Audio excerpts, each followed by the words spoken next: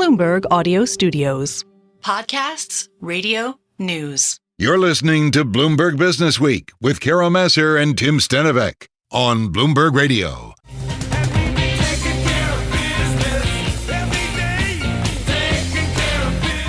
All right. Over 200 of his guitars are being auctioned off from his 5 decades of playing them with iconic bands on iconic songs. It's all happening at the Julien's Auctions Music Icon Sale, happening at the Hard Rock Cafe in New York City next week. He is an icon. You just heard the music. As a founding member of Bachman Turner Overdrive, BTO, and the Guess Who, I've got to say, my brother George, I was texting earlier, he would go crazy. I grew up with 6 siblings, and so there's always music on the house, including Bachman Turner Overdrive. With us is Randy Bachman. He's joining us here in our Bloomberg Interactive Broker Studio. Truly grew up with it. Love it. How are you? Very good. I'm happy. Oh, happy! Great. Happy is a good thing. I'm happy to be here. We couldn't go anywhere for 3 years. I'm happy to get out of the house. Happy to go to the grocery store. Amen.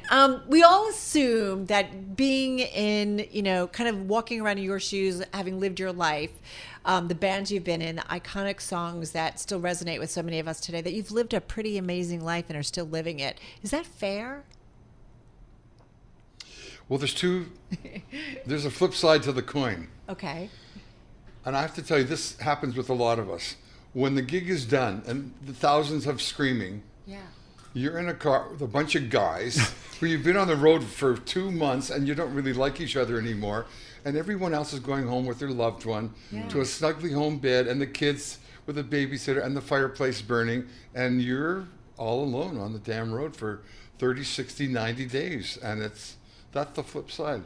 The other side is wonderful. It's your teenage dream. You want to be like Jimi Hendrix or the Beatles or Lady Gaga or whatever you want to be. Yeah. You go and be that because you have this little talent that you've been given as a kid.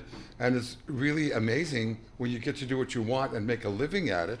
That's the good side of it. And be really successful at it. But the travel is killer. What was the point for you that it sort of shifted from living out that teenage dream to feeling like, okay, I want to be home in my own bed? It happens every tour.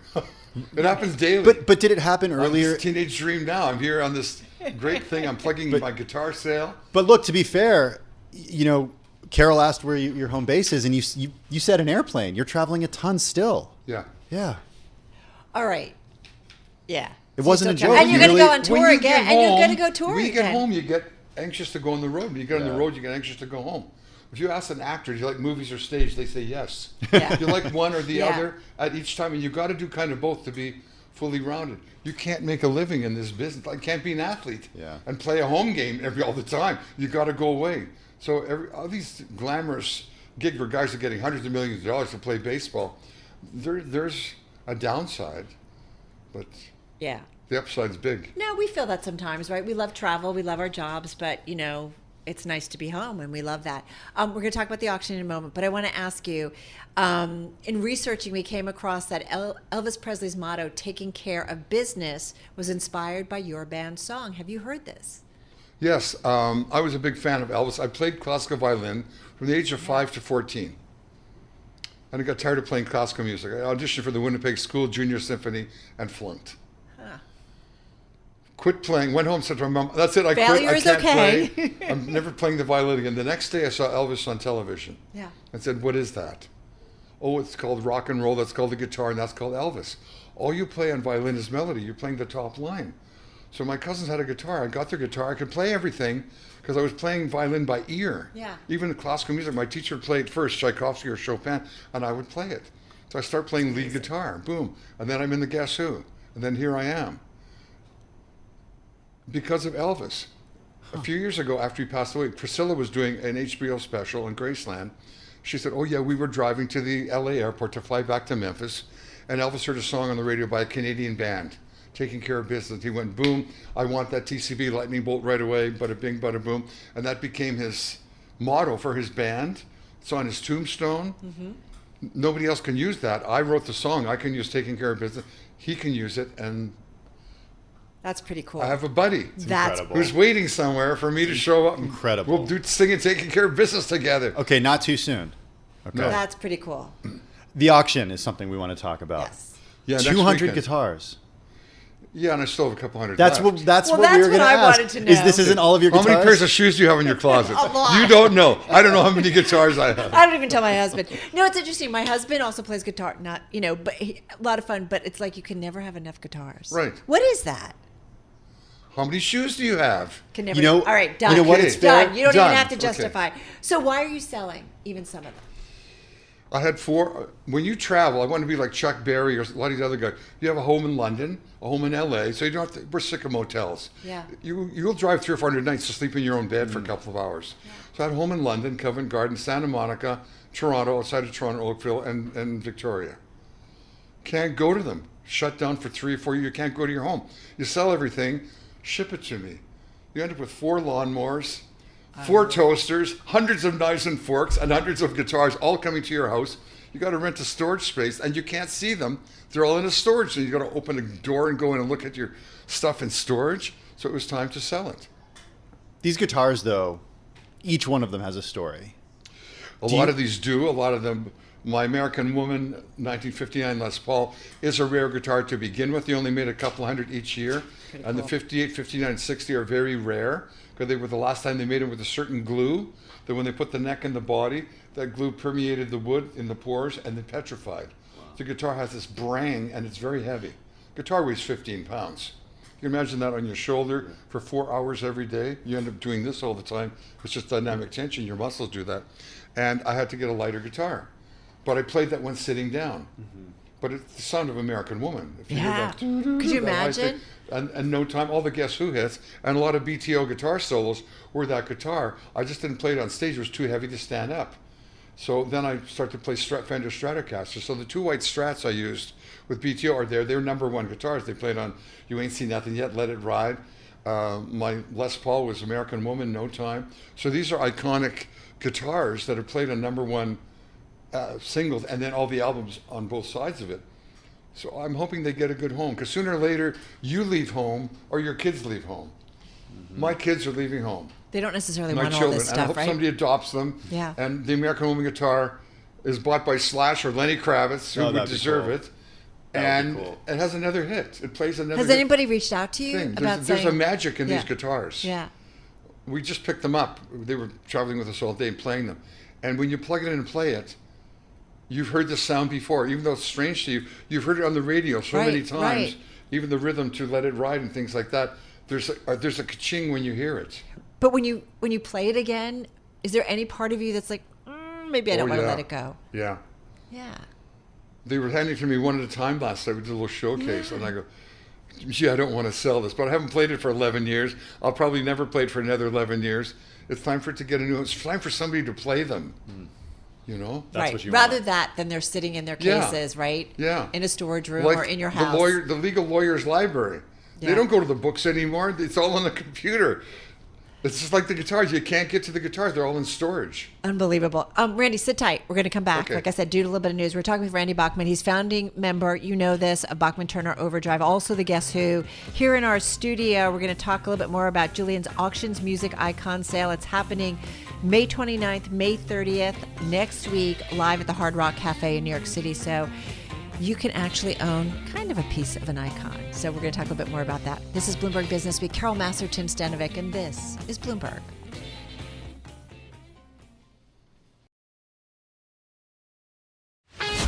You're listening to Bloomberg Businessweek with Carol Massar and Tim Stenovec on Bloomberg Radio and Television.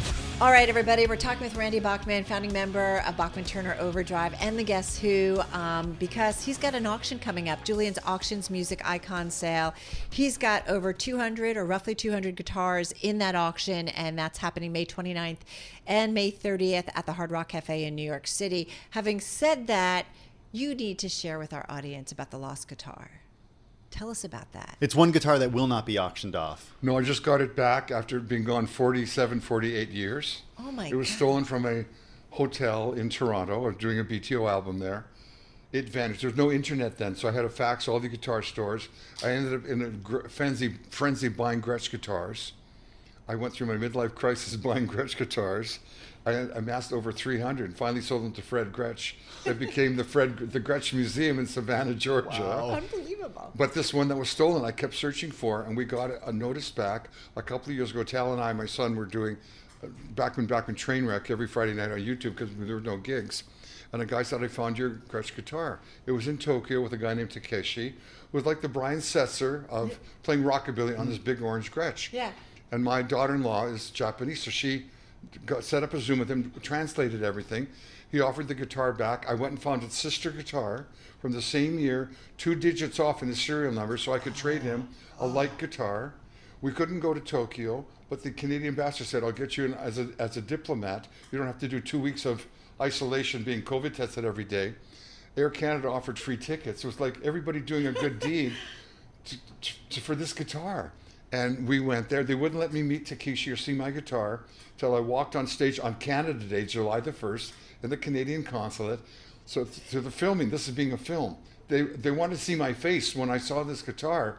It's like if your childhood bike or your dog got run over by a truck, and then somebody later came and said, oh, your dog had puppies, and here's a puppy, and it's just like your dog. It's Skippy is back, right? So I get my guitar back. Skippy was back. They filmed it, and it's going to be a film coming out very soon. Very cool. It's being edited right now. It's Netflix? Can we say Netflix? Maybe. Okay. If they bid high enough. Okay. All right. Well, will you come back when it's on? I will. That'll be a whole different story. That's the guitar I've got now at home.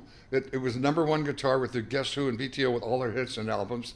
And maybe I'll have a #1 again on Rotten Tomatoes or something when the film comes out. But my son and I cut an album that's coming out that's a soundtrack to the movie of The Lost Guitar. Wow. You never know.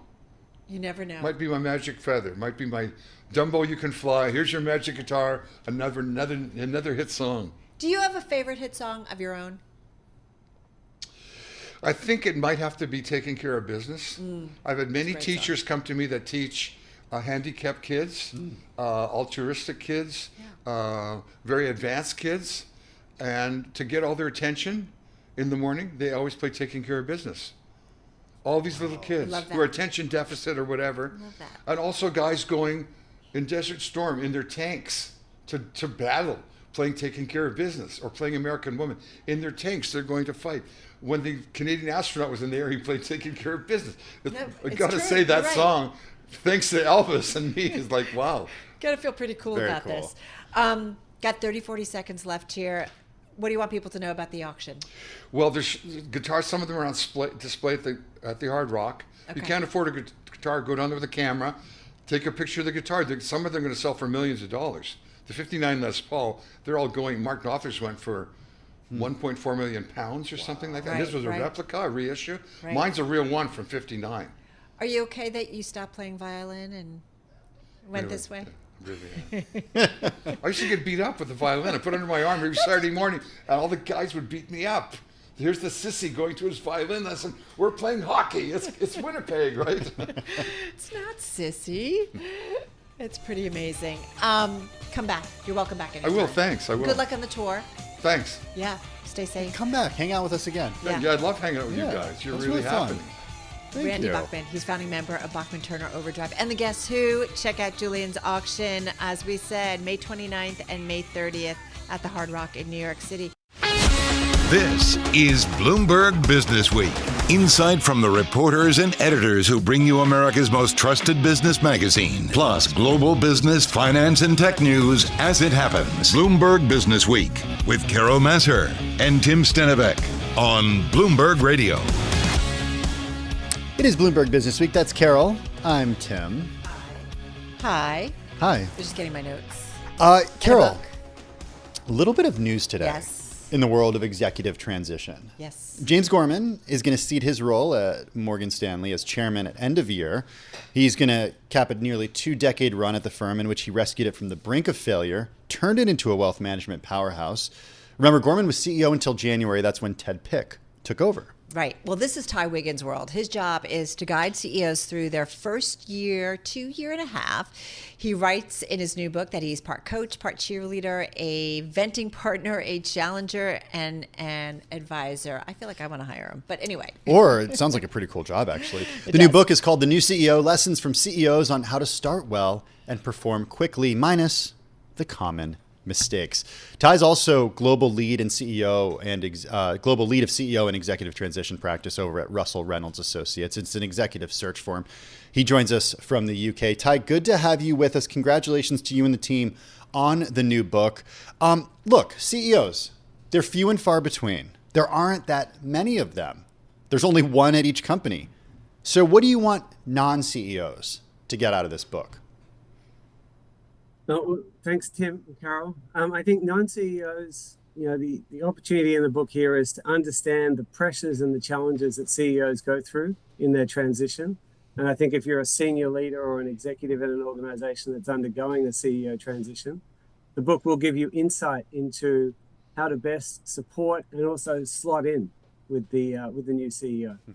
Well, talk to us about who you talked to for this book to get some insight. And, what is so important about maybe those first few days, first few weeks, first few months for a CEO on the job? Because I got to say, I feel like CEOs move around a lot as of late. And especially if it's a publicly held company and the stock isn't doing well, activists are out there or media's all over it. And there's a lot of pressure. Yeah. Now, in terms of the book, interviewed close to 40 CEOs and then had the opportunity to speak to CEOs such as Ramon Laguarta of PepsiCo and Hans Vestberg of Verizon, Carol Tremay of UPS, and a string of others that are sort of cited in the book. You're right, CEO tenures are decreasing, which puts pressure on this early period in order to get a good start. And I think some of the early actions that CEOs take need to be really well thought through. We know that some key factors are the state of the business that they inherit, how quickly they assemble the right senior leadership team around them, and importantly, what the former CEO does and how that individual leaves the organization. Go ahead, Carol. Share with us, though, in some of the conversations that you had with CEOs, all of the companies that we named, whether it was UPS or some others, that these are very well known, certainly to the Bloomberg audience. What did you get from them about that first year? Well, a lot of humility, which was really good to hear. I mean, these are great CEOs, as you've mentioned, and some of them came internally within the organization, and I think there was a common thread around how difficult the CEO role is, how there's no real sandbox for it in terms of getting ready. It's a shock. We've talked about the loneliness a lot across different medias, and it's an actual issue for a lot of CEOs, and the responsibility. When I ask what the best and worst part about being a CEO is, often the answer is the same: the responsibility. So, these are individuals that want the responsibility, they want to lead, they want to have an impact on the organization and their community, but they also feel the weight of that responsibility in terms of being responsible for the financials, but also their employees, families, etc., in terms of the market and the communities that they lead. What do you think about like those CEOs that are at a company, leave, and then they come back? And I think of someone like a Michael Eisner, The right? boomerang CEOs. The boomerang, but revered. You mean a Bob Iger? Like a Bob Iger, of Disney, revered. Or like a Howard Schultz. Or a Howard Schultz, right? Come back. And, their track record was incredible when they left. Certainly Bob Iger, right? People, held him up really high and then came back into a situation where the company was under some pressure because of its streaming pivot and so on and so forth. Is he like kind of starting from scratch again a little bit because some of the dynamics have changed? I'm curious if you have a thought about, or Howard Schultz, those CEOs. We talked to John Mackey yesterday of Whole Foods, who stepped back. He was there for more than 40 years. Right, but stepped back sometimes, had a co-CEO maybe that was more out in front. Like, I just wonder your thoughts on that. I think it's, to have a CEO return, depending on the individual and the organization, it can represent a number of things in terms of, a succession that hasn't been successful. It obviously shows a passion and a love for the organization to come back. In many cases, it's disruptive depending on the time period, because we do expect the new CEO to see the world differently and to take a new long-term view of the organization. So if there are changes that need to be reversed, that could be a little bit unsettling. But I think for the individuals involved, I think if they're leaving at the right time in their career, then, I think it's less than ideal for them to need to return. But, each individual case will be different. Ty, we've heard criticisms about boards being too close to their CEOs. Tesla, for example, one of the board members there is Kimball Musk, Elon Musk's brother. Should you not have a board member who has the same last name as you? Yeah, it's a good question. I mean, should are boards too close to their CEOs? Shouldn't they be more independent from one another? They're supposed to keep them honest, right? Absolutely. I mean, the board role is crucial to the governance of the organization, and they do play a specific role. And one of those, key roles that they play is to hire and fire the CEO. And so this is, any CEO transition lands heavily on the board as well. As all groups of individuals and within organizations, it can be quite a challenge to continue to maintain that independence, especially when you have a very successful, very dominant CEO.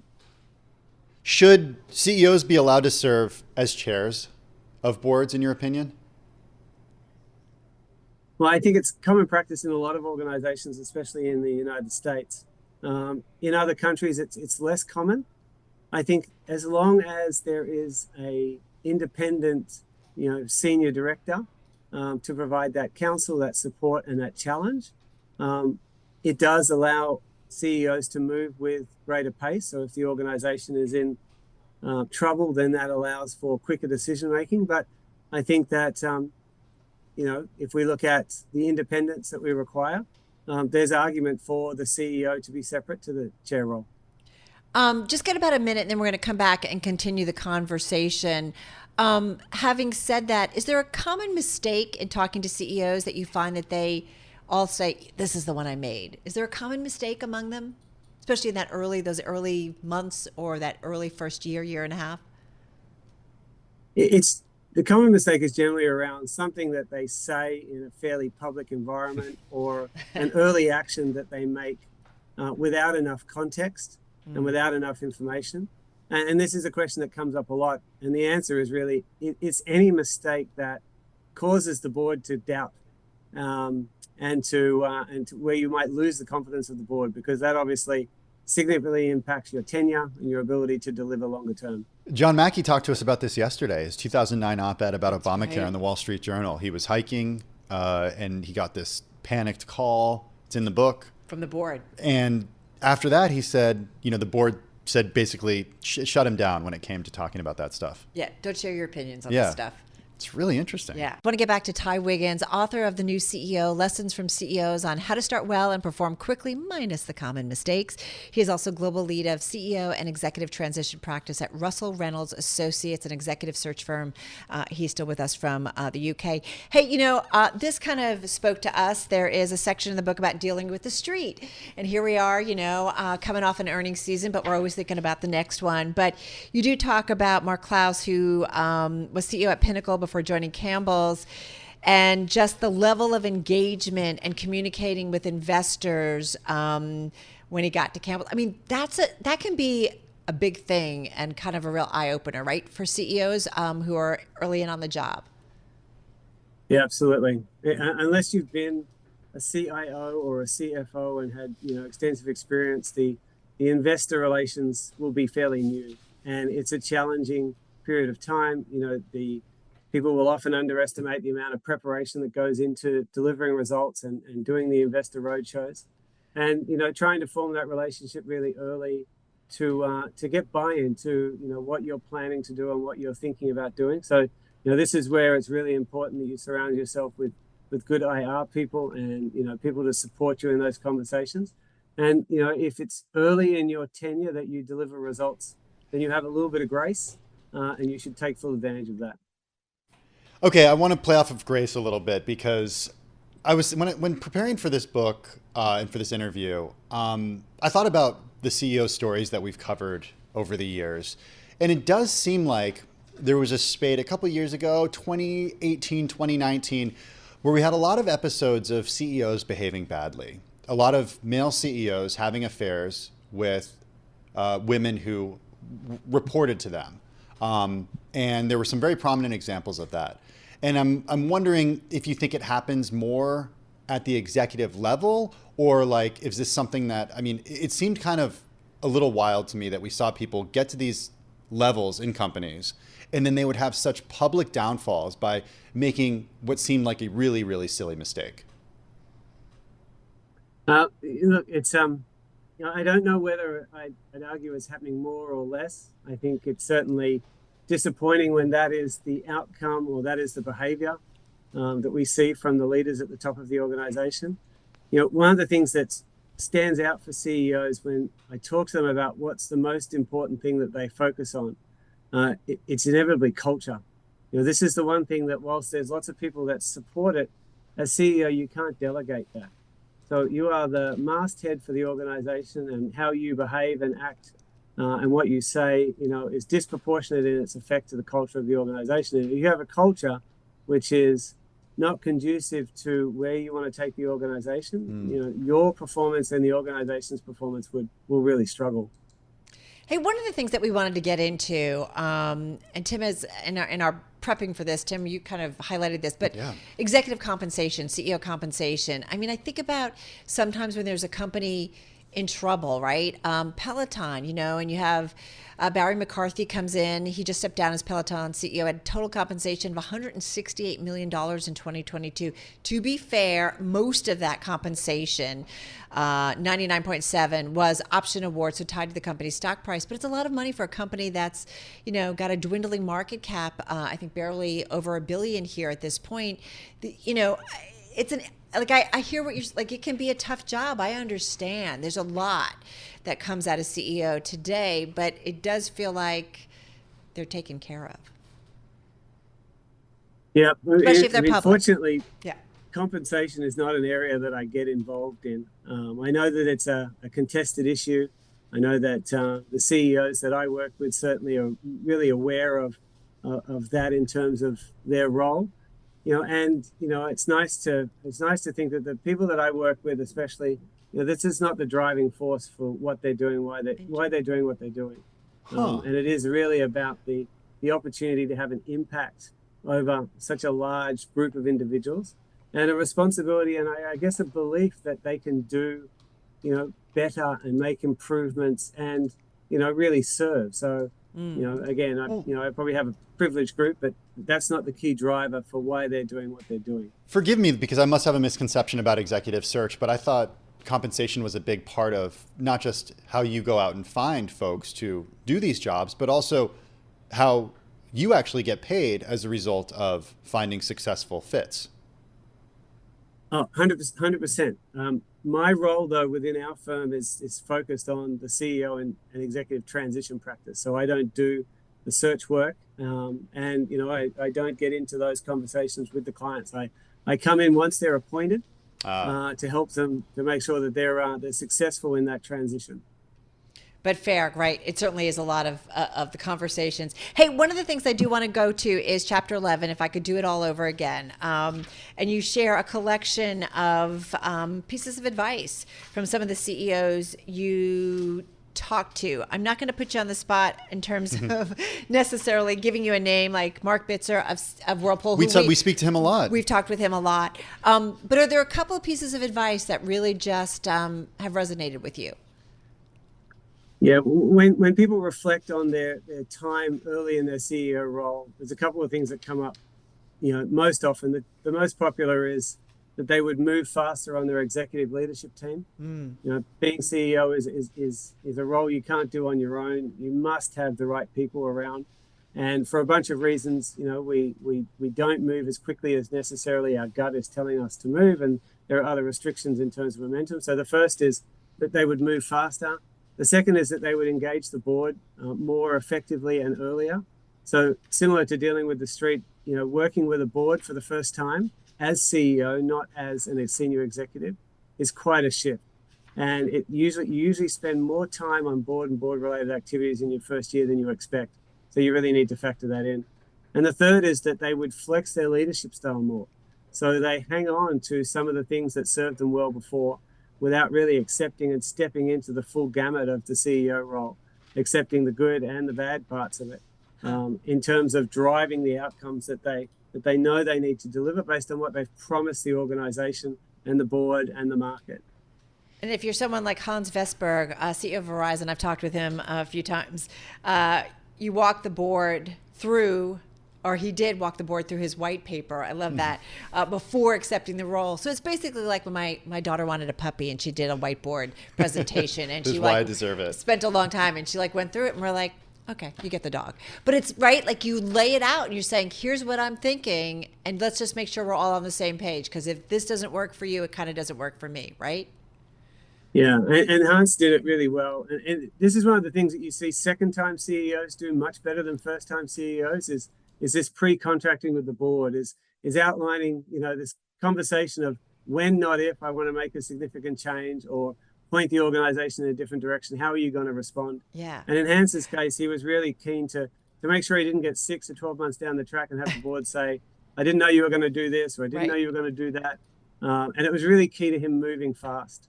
Exactly. Hey, just got about a minute left here. Is Elon one of the new CEOs in your view? Elon Musk? Yeah. I think he's a different CEO. Go on. Well, I think there's, there are very few individuals like him. And, in many ways, the impact and influence he's had in his space. I would say he's definitely in that new category. And what about Boeing, which has been plagued with problems? Just got about 40 They're searching seconds for left one here. now. They're searching for a new CEO.